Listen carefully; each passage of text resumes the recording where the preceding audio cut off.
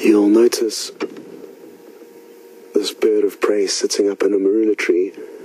It's the closest I've ever been to one.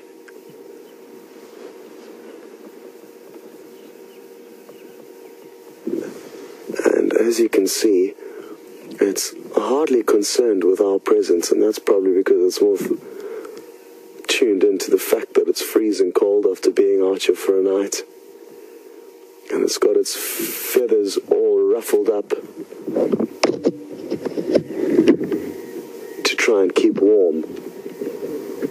And this is an African Cuckoo Hawk, which is an incredibly beautiful bird of prey. They're not very common, but we've been lucky here at Djuma as there's a resident pair.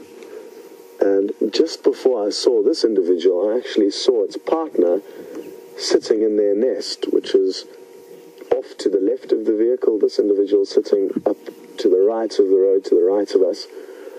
So a fair distance away from its nest.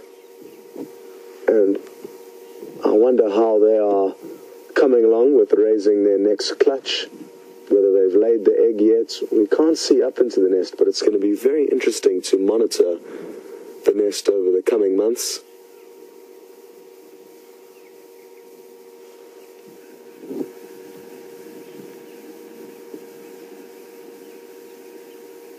Beautiful.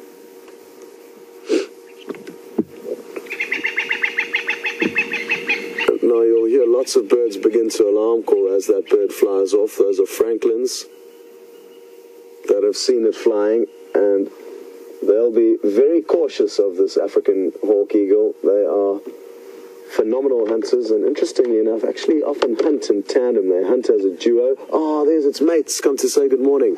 Let's reposition quickly. Wasn't that great to see its mates swoop down to say good morning? And we're not going to get much closer than this, so I'm just going to stop over here, and we can have a long distance view of them as they ready themselves for the day.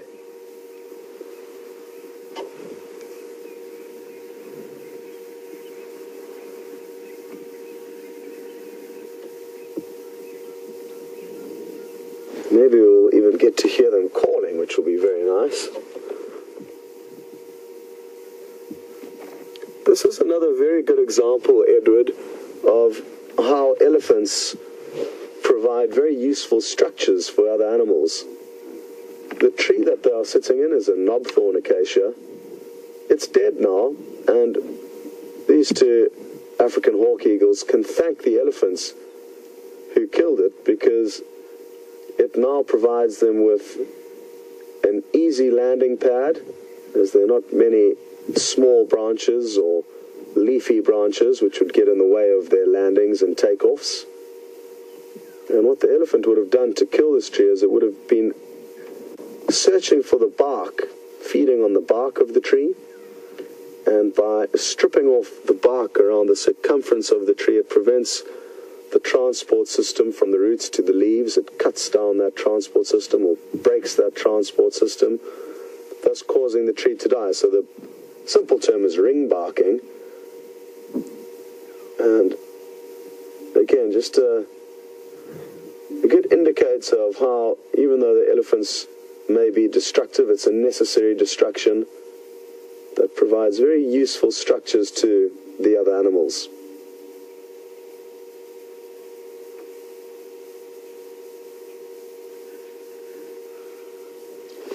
It's very difficult, or basically impossible, to distinguish male from female simply by looking at their coloration. They look the same in terms of their plumage. But an interesting thing with a lot of birds is that the females will be slightly bigger than the males. So you could take your guess as to who you think is the biggest of the two. I think it's the one on the top left. But it could simply be by its where its body is positioned. And females, like I say, will be larger, which makes sense just from a mating perspective. If the male was far larger than the female and he had to hop onto her back, it would be a bit of a top-heavy equation. So that's one reason that makes sense as to why a female would be larger.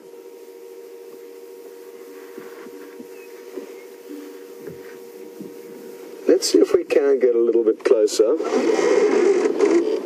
because it would be wonderful to watch them preen their feathers as the sun begins to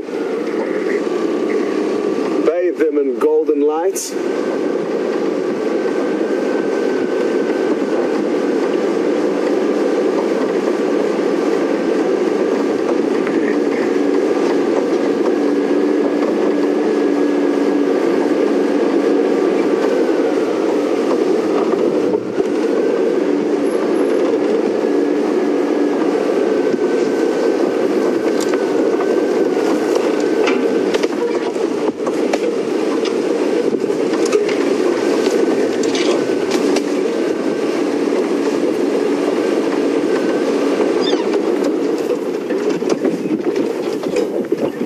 Sadly, the one is a little bit obstructed by a branch, but the other we should get a great view of.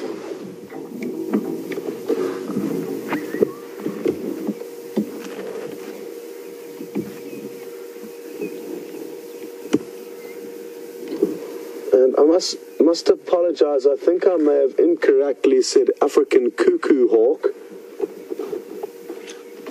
a little bit earlier on, and that's because my brain is still defrosting. But these are the African hawk eagles, which are different to African cuckoo hawks. African cuckoo hawks we see seldomly in this reserve, but there is a chance of seeing one. If I did see one, though, I would be extremely, extremely excited. It's a bird of prey that I haven't seen very many times, but there is a chance of bumping into one here.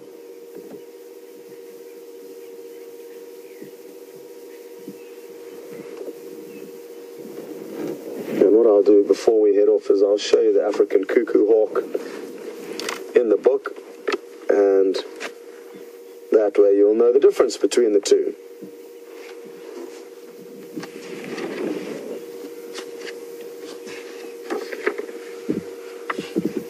Now, one thing that I've never seen is African hawk eagles hunting in tandem. It's apparently a spectacle to behold, and one bird will fly low trying to flush the prey with another bird waiting up high that can plummet down to the unsuspecting prey. And I'm sure now that they are nesting here, we'll one day be in the right place at the right time and get to share that with you, which would be absolutely awesome.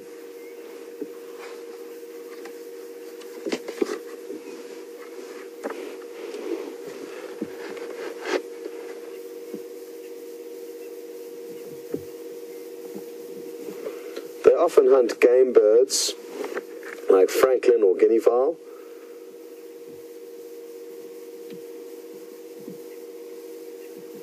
But like most predators, they are adaptable and will not only feed on just the francolins and the guinea fowls, but will even catch small mammals from time to time.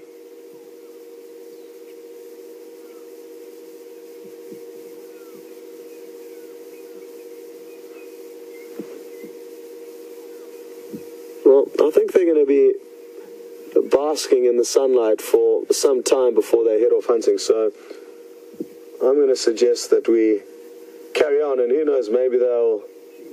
Oh, well, there we go. That's how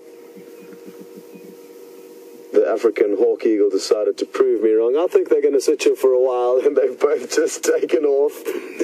Anyway, it's good timing because we were planning on heading off ourselves, so we can just consider ourselves lucky that we got to spend that time with them. Now, in the top left of this book, you'll see the picture of an African cuckoo hawk. So distinctly different from the African hawk eagle that we've been looking at now. It's a little bit smaller, And it's got that very distinctive striped chest. And when it's flying, it's got little bits of orange in its wings, whereas the African hawk eagle is essentially a black and a white bird. And I'm just going to flip over a page or two to the African hawk eagle so you can have a quick look to compare the two. And here it is here on the bottom left.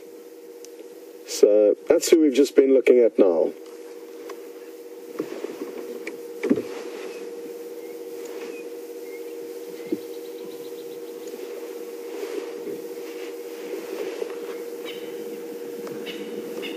Well, morning, Chris, and I think I have just answered your question, but you may have joined just after I said it. The African hawk eagles will predominantly hunt game birds like francolin and guinea fowl.